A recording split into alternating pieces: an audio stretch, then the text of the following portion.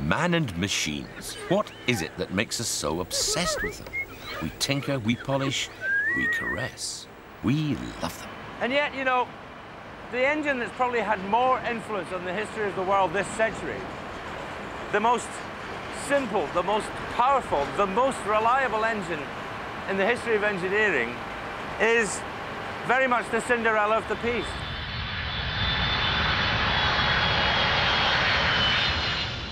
If you think the silicon chip has revolutionized the 20th century, then think again. Surfing the net has nothing on a fighter plane doing Mach 2 at sea level, or a fully laden 747 doing 500 miles an hour at 35,000 feet. In little over half a century, the jet engine has achieved legendary status in a truly global sense, and yet, for all its brilliance, it is treated with virtual disregard by the people who use it. And it has certainly never entered that area where the boiler suit and spanner reign supreme. The jet, it has to be said, has a bit of a personality problem. Never in the field of human transportation there's such a near miraculous improvement been so cruelly neglected. The jet engine is the liberal democrat of the engineering world. Bags of hot air, but nobody's terribly fond of them.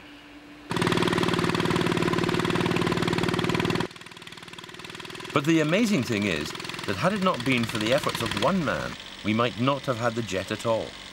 A young RAF cadet and motorcyclist called Frank Whittle.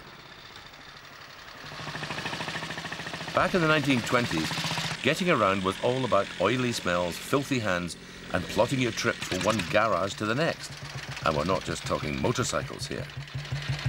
This is the Avro 504. It was the basic training plane for fighter pilots between the middle of the First World War and about the late 20s. It's made of wooden spars and ribs covered in cloth and then doped. It runs on a big piston engine, which is lubricated by castor oil. And the engine had two settings, on and off. It's interesting, but it's not exactly what you'd call sophisticated.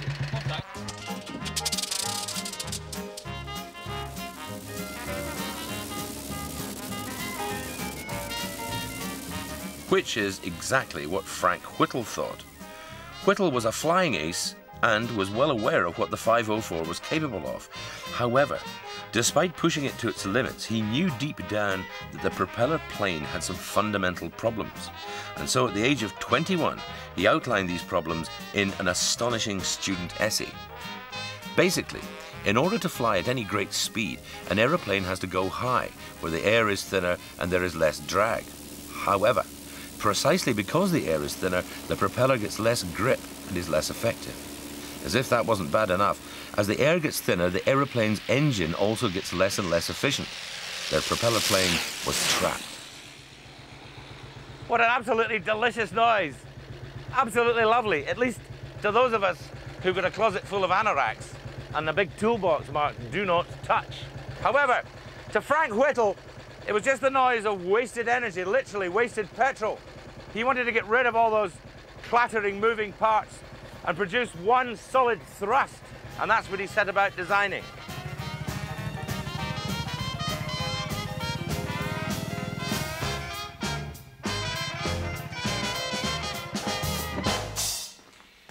Now, kiddies, don't try this at home. Newton's third law of motion states that for every action in the universe, there is an equal and opposite reaction, which is why this is going round, because all the thrust coming out the back is producing a forward thrust by the plane. This is the basis of jet propulsion. But unlike the firework, a true engine has to be able to control the thrust. So with virtually no help from the government and the RAF, who both thought he was bananas, Whittle set off to create a controllable stream of thrust. At least that was the plan. But despite a few teething troubles, the principle of the jet engine was established. This, believe it or not, is a very primitive turbine. And what's happening is that the heat's rising up, and these blades, which are angled like so, as the heat comes up, they try and avoid it and move away from it. As they move away from it, of course, because they're all in the same shape, they eventually produce a spinning motion. Turbines were around, of course, a long time before Whittle. But his genius was that he took the turbine at the end, put it on one shaft, and at the front drove a compressor. And it doesn't make a really irritating noise that makes you wish you were a Buddhist. There we go, watch this now. The compressor is basically a huge fan that sucks air into the engine and squeezes it into an explosive mixture with the fuel. This then ignites and goes scooshing out the back, creating forward thrust and turning the turbine on its way. Because they're both connected to the same shaft, the turbine then turns the compressor again, so completing the cycle. Are we going to get surrounded by rescue helicopters? Yeah. Whittle's jet engine first took to the air in May 1941. You might have thought that a country at war would be interested in a plane that would do over 300 miles an hour without a propeller, but incredibly the test flight was met with willful disinterest from the British government. It was early days, and of course you had the power and clout of the combustion engine industry. Yes. Which was vast. And Frank was doing something which nobody believed that would ever happen. Really? Yes. I mean, a boy to write a thesis at 21, yes. Putting aircraft at speeds of 350 or 400 miles an hour, yes. At 35,000 feet, when the standard fighter was 150 miles an hour, yes. You can imagine that it was a very difficult job that he had to do. In a way, you could see their point. Who couldn't love the Spitfire with its big Merlin V12 engine and its propeller thrashing the air to a foam, which is one of the jet's enduring drawbacks. While the piston and propeller combination sounds all fruity and delicious, the jet is cold, inscrutable, and sounds like something at the back of your fridge.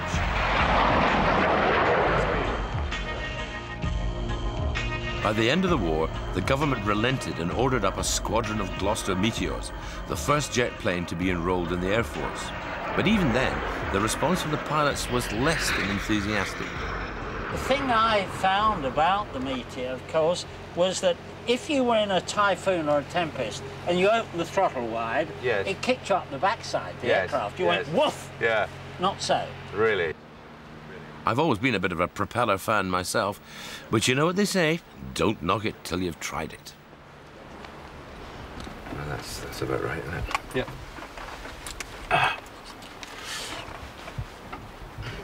You see what I mean? Every time I get the chance to do something remotely butch, they make me wear a silly hat. It's a conspiracy. Yep. Gas mark 5 for half an hour. Yep, let's do it.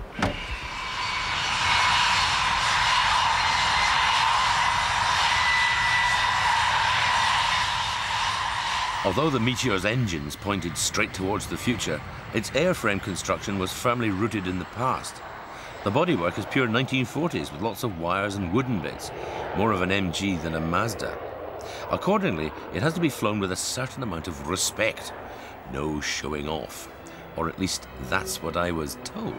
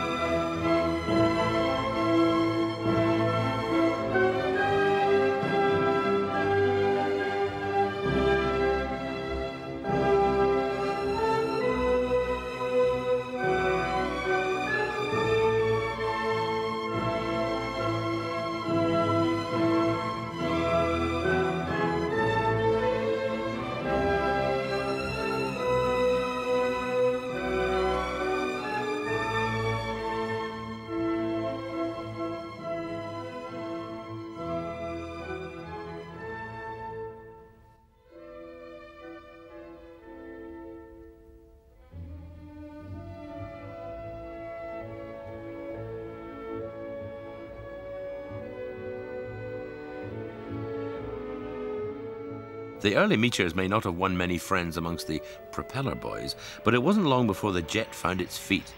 By the time they'd created the Mark V model in 1946, the Meteor was doing over 600 miles an hour, and no amount of pistons and propellers can argue with that.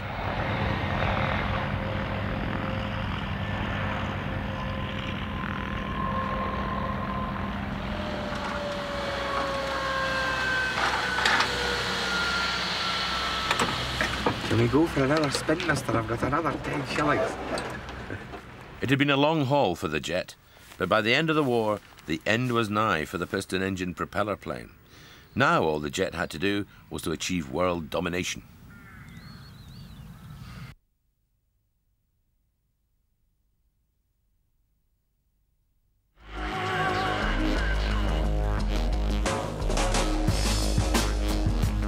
During World War II, the Allies' open secrets policy meant that the Americans got to see the jet engine. If the jet engine had been lacking in character, then it was about to get it in spades. This is the Pratt & Whitney J57, the engine that took the world into the jet age. This one jet could develop thrust equivalent to 15 Spitfire engines. Up forward here is we have the inlet. That's where all your air it enters the engine. Okay, as it comes through this section, it's got a compressor section, and it's taking the air and compressing it down. And when it comes into this portion, it's diverting it into the burner section. This is the burner section. And all around here, you got cans that got flame in them. Right. The flame is contained, and it comes down here, and it hits into the turbine section. These are turbine wheels in here, which help assist the compressor turn. Because there's one shaft, so the turbine... The turbine accelerating makes the compressor go faster, which makes the turbine go faster. It just helps to do that. Basically, the Americans took Whittle's jet and added sex. The F-100 Super Sabre, or the Hun as it was warmly known, was introduced to the US Air Force in 1950, fitted with a J-57. On its first flight, the pilot took it up to 35,000 feet, opened the throttle, and smashed through the sound barrier. The first plane ever to go supersonic in level flight. And it was thanks to a feature that was to inspire schoolboys the world over.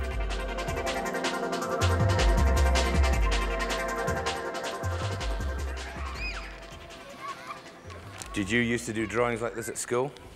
Go on, own up. One of the salient features of these drawings was always a big flame coming out the back of the aeroplane. Which brings us, conveniently, to one of the more snazzy developments of the jet engine. Now, those of you who've been paying attention will remember that we have our combustion here, which burns and scooshes out the back, driving our turbine, which, along this shaft, drives our compressor, sucking in more air, then we can burn more fuel through the turbine faster and faster and faster and faster and faster. It got so good that the old compressor was producing so much oxygen that some of it would come scooshing out the back end. Now, some boffin noticed this and thought, hello, and decided to start squirting fuel in. This is where the afterburner started. There were little nozzles all the way down the back end here, which squirted extra fuel in at the back end here, a little igniter here, and effectively it worked like a rocket. It just came flying out the back like that and produced tons and tons of thrust.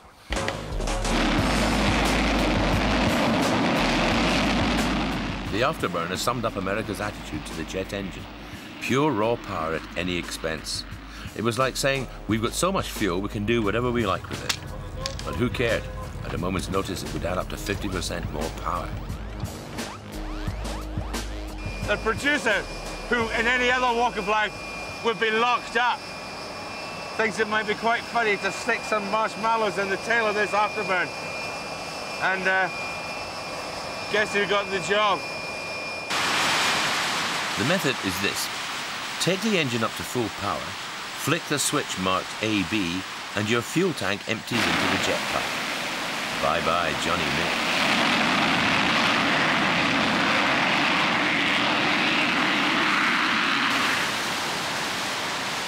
The J-57 with its afterburner ensured America's aerial dominance in the 50s and soon became the ultimate power unit for peacekeeping in the West. Things must have looked pretty rosy from the United States.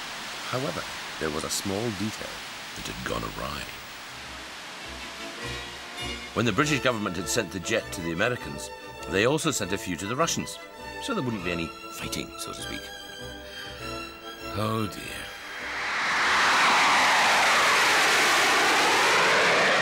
The jet engine was fundamental to the Cold War. It powered everything from the colossal B-52s to their fighter support to the refueling planes that kept them aloft for 24 hours at a time.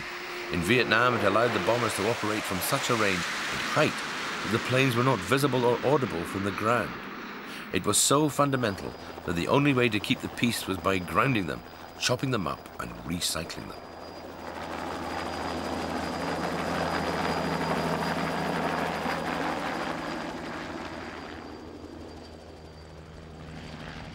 This is the American Military Aircraft Recycling Center, where the jets get turned into dog food cans. It's an inglorious end for these mighty planes that once dominated the skies, but tough. It's a real dependable engine. I watched them on the B-52s and on the F-100s and the 86s and the old Thuds in Vietnam when I was there. But this is where the old airplanes all come to die. The scrapyard marked the beginning of the Strategic Arms Limitation Agreements between America and Russia. Planes have to be laid out in rows so they can be counted by Russian satellites before being decommissioned and dismantled. The mighty B-52. This particular one was an Alcom carrier, which means it carried air-launched cruise missiles. And of course, they were powered by these dependable J-57 engines, that most reliable engine that Everyone who's flown with it seems very fond of that engine. Well, it was very... Perhaps fond isn't the word, but well, yeah, maybe it is, actually. It was a very, very reliable engine. So does it sadden you to see the end of these planes, or do you there's no doubt about it. Yeah. Here you had a very, very highly capable airplane, then all of a sudden is being scrapped out. You know, but in a sense, I mean, the speed and power of the jet engine totally changed the way wars were fought and meant that B-52s and their fighter escorts could leave Washington and be back in time for cheers. Even the cruise missiles they carried were powered by jets. So I think we can conclude that the jet engine is a good thing when you're going to Marbella to get pissed for a fortnight, and a bad thing when it's carrying bombs to be dropped on people.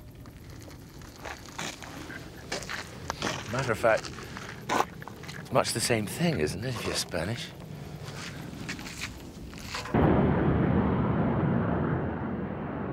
But the jet's greatest impact was yet to come in commercial travel. And it was here that arguably the jet's most invisible but greatest asset came to the fore: reliability, which is possibly the most important thing you can ask from an aeroplane engine. It always kind of irritates me when people bitch on about how bad airline food is, as if sitting eating at 35,000 feet in a tin can wasn't a bit of a miracle in itself. And I think one of the ways people reassure themselves about flying and the fact that it is sort of unnatural is not to think about it, and not to think about the fact that it's a machine, and not to think about the fact that originally it was iron ore and bits of rubbish lying 20,000 feet under the ground. But today we're going to think about it a lot. Believe it or not, this is a jet workshop. It couldn't be further from the oily recesses of a garage. The atmosphere is more like an operating theatre. These are guys who take their work very seriously indeed, and when it comes to holiday time, you can be glad they do. It's precisely because the engine is so simple that a fault can be utterly catastrophic. It either works perfectly or not at all. So, this is a very delicate operation then, John. After the parts have already gone through visual inspection and analytical, where we measure the dimensions and seals, they come in here, and then we do this type of inspection for surface cracks only. Right. And I have a couple pieces here that I'd like to have you help me out, and let's wash them and let's see how it goes then. See how it goes. Okay. I think these are made for a smaller man than me. Why does this all seem so familiar? So we shoot our Zyglo like this, and then we let it sit with the Zyglo on for 30 minutes. So we give it a pre-rinse. So cleanliness really is next to godliness in the machine shop, isn't it? And then to get off all the big stuff, we put it in our emulsifier, which gives it a cleaner finish. Okay, it's all washed off. Let's put it in the oven and let's see what it looks like. If you think this is all a bit over the top, think again. The component failure that brought down the Sioux City DC-10, one of America's worst air disasters, was traced back to a defect the size of a grain of sand. After the part is cooled for 5 minutes, then we put it in underneath the black light. Right. And as you can see, this piece has a couple cracks in it. This process sums up the jet engine's problem. It appeals more to the engineer than the mechanic. Unless you work here or get to fly one, you just don't get it. Of all the engines in the world, the jet engine is the one that seems to have the least kind of passionate following, really, doesn't it? Yeah. I mean, compared with... You know, to be honest with you, you know what I think it is? I think a lot of people cannot see the actual jet engine working. Workings, yeah. They can't see like a prop jet. They can see propellers going, so they feel safe. Yes. With a jet engine, you don't see that. All you know is that there's some kind of a noise. You take off, you land, and you're safe. So perhaps the main problem for the jet is simply communication. As a passenger, you're never really going to feel the personality of the engine. The only time you really get to know it and love it is on the flight deck, which leaves only one option. Does it annoy you the way people take the jet engine so much for granted? No, not at all. It's rather nice. It should be taken for granted. It's a piece of machinery which has been proven over the years and flown well over 21,000 hours and had very few in-flight shutdowns in my whole flying career. Maybe the measure of a great engine is that you can't take it for granted, because it isn't an issue whether it's going to run or not. Engine fire #1 engine. Oh my God. Take the bank off, Robbie. Robbie, take the bank off. Right, wing down. Pull back, pull back. Whoa, we hit the runway. Pull back. We're on. Well done. James, gee, that was exciting. Foxtrot Kilo, we've arrived. With one wheel in the grass and the left wheel's on the runway. And those of you with cups of tea all over your trousers, I'm terribly sorry. Yes. What if they've got a simulated bar anywhere? We noticed, Foxtrot Kilo, we are preparing runway now. Extraordinary. The jet engine is a true stroke of genius. It's absolutely everything you could want from an engine. Power, size, economy, reliability. And it's so simple. Okay, it doesn't fall into the category of a Cadillac or a Gardner diesel at a slow tick-over, but you can warm to that high-pitched whine. Next time you're sitting in an aluminum tube 5 miles above the ground, watching your favourite movie and complaining that the potatoes are a wee bit soggy, have a glance down the wing and look at one of these and ask yourself, what the hell's going on?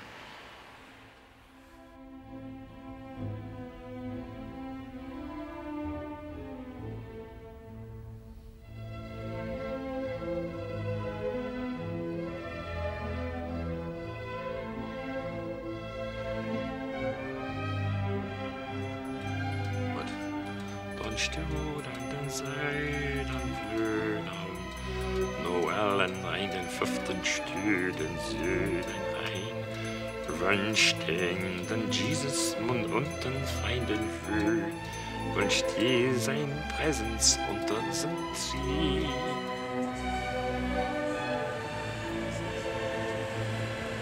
Well, I mean, the whole plane's got to be clean, obviously. Ship shape and Bristol fashion, you might say. La, la, la, la, la, la, la. It's very like my wife, actually. Doesn't it, dear?